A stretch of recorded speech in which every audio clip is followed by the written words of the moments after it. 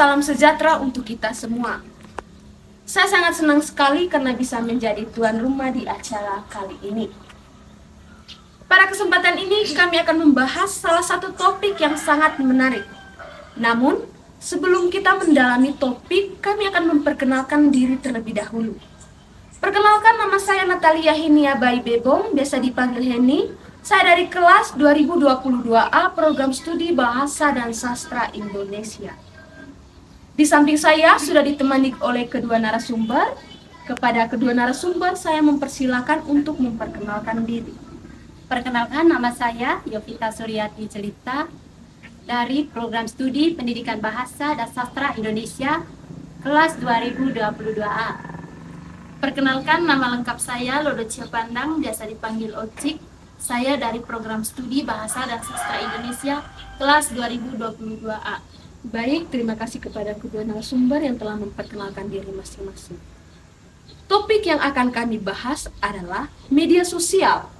Pilar-pilar dalam meningkatkan kreativitas menulis puisi dalam bahasa Indonesia.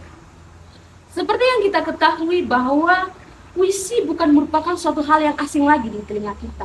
Apalagi kita sebagai mahasiswa program studi bahasa dan sastra Indonesia, puisi merupakan makan minum sehari-hari kita. Jadi pada kesempatan ini kita akan membahas bagaimana media sosial berperan penting dalam meningkatkan kreativitas kita dalam menulis puisi. Kita akan membahas bagaimana platform-platform seperti Instagram, Twitter, Facebook, dan lain sebagainya agar bisa memuat karya sastra atau puisi.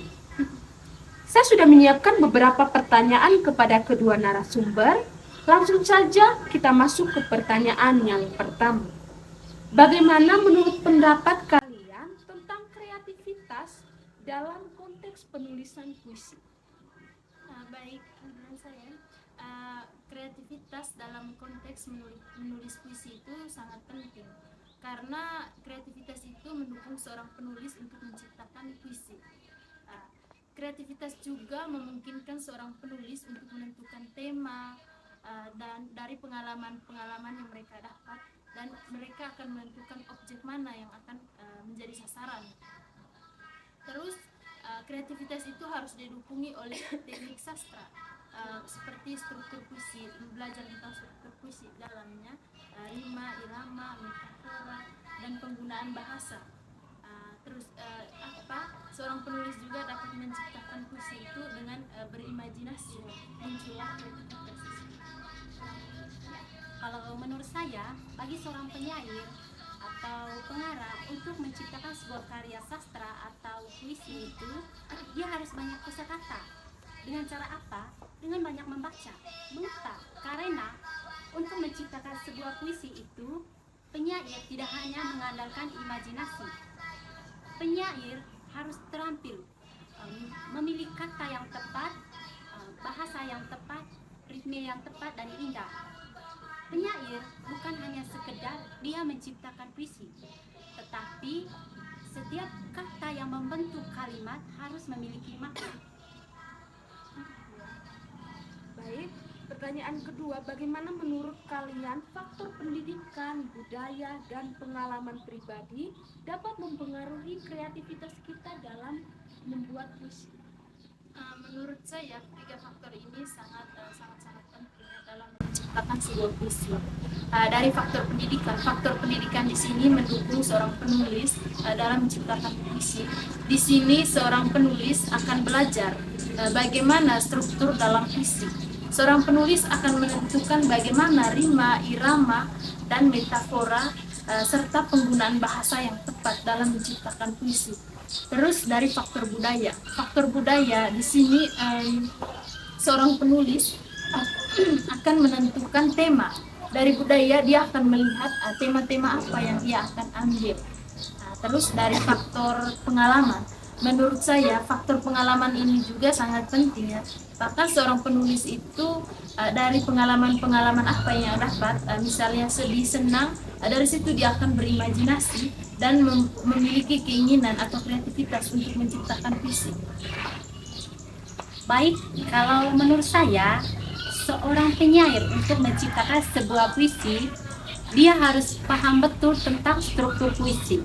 Bukan hanya struktur, tetapi analisis kritis yang membantu memperkaya gaya dan struktur puisi. Nah, kalau budaya memberikan referensi kepada penyair untuk diekspresikan identitasnya. Dan pengalaman seorang penyair, apapun pengalaman yang dia lalui, penyair dapat mengekspresikan emosi atau perasaannya melalui puisi. Berarti ketiga faktor ini cukup mendukung kita dalam meningkatkan kreativitas kita dalam membuat puisi. Untuk pertanyaan terakhir, ini berkaitan dengan pengalaman pribadi dari kedua narasumber, berkaitan dengan platform mana sih yang menurut kalian sangat efisien atau akurat bisa mengembangkan kreativitas kita dalam membuat puisi? Dari pengalaman yang saya dapat, sejauh ini saya menggunakan dua platform dalam menciptakan puisi, yaitu Blogger dan Facebook. Di Blogger saya menciptakan puisi atau menciptakan karya-karya yang lain. Di situ setelah saya menulis di Blogger, saya membagikannya di Facebook. Nah, dengan tujuan supaya orang-orang membaca tulisannya saya. Dari postingan karya-karya yang saya unggah itu, ada komentar-komentar dari teman-teman di Facebook. Terus ada komentar negatif, positif. Dari kedua komentar ini yang mendukung saya bagaimana untuk mencipta puisi berikutnya itu supaya lebih baik lagi. Kalau saya secara pribadi ya, saya juga menggunakan media sosial, terutama untuk mengekspresikan perasaan atau apapun yang saya pikirkan. Saya memuatnya di dalam blog. Berarti sama ya? Iya, sama dengan Kakak Ocik memuatnya di dalam blog. Tapi bedanya Kakak Ocik di Facebook, ketika saya sudah tuangkan itu di dalam blog, saya membagikannya di WhatsApp untuk dijadikan story WhatsApp.